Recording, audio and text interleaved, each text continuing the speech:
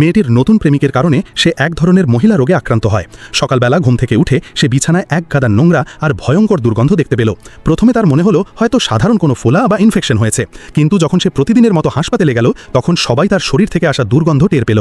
কি হয়েছে সেটা জানার জন্য লিসা সঙ্গে সঙ্গে তার সবচেয়ে ভালো বান্ধবীকে সাহায্যের জন্য বলল, কিন্তু যখন তারা তাকে মাইক্রোস্কোপে পরীক্ষা করল তখন সেখানে এক অদ্ভুত মুখ দেখা গেল।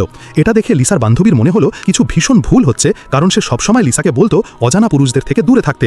কিন্তু এইবার লিসা বলল সব ঠিক আছে, শুধু কিছু ওষুধ খেতে হবে। কিন্তু বান্ধবী বলল যদি এটা কোনো বিপজ্জনক ভাইরাস হয় তাহলে ওষুধে কিছু হবে না, তাকে ভালো কোনো ডাক্তারের সঙ্গে দেখা করা উচিত। কিন্তু লিসা এটা গুরুত্ব দিয়ে ভাবল না। রাতে সে তার প্রেমিককে ফোন করে রেগে গিয়ে জিজ্ঞাসা করল সে আগেই কেন বলেনি যে তার কোনো রোগ আছে। কিন্তু সেই ছেলেটি বলল সে খুব শীঘ্রই তাকে একটা উপহার দেবে।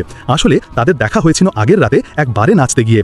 লিসার ধারণা ছিল না যে ছেলেটি এতটা দায়িত্বজ্ঞানহীন হবে। পরের কয়েকদিনে লিসার বারবার বমি হতে থাকে। তার বান্ধবীর মনে হলো হয়তো সে প্রেগনেন্ট, কিন্তু লিসা জানায় সে সেই ছেলেটির সন্তান চায় না।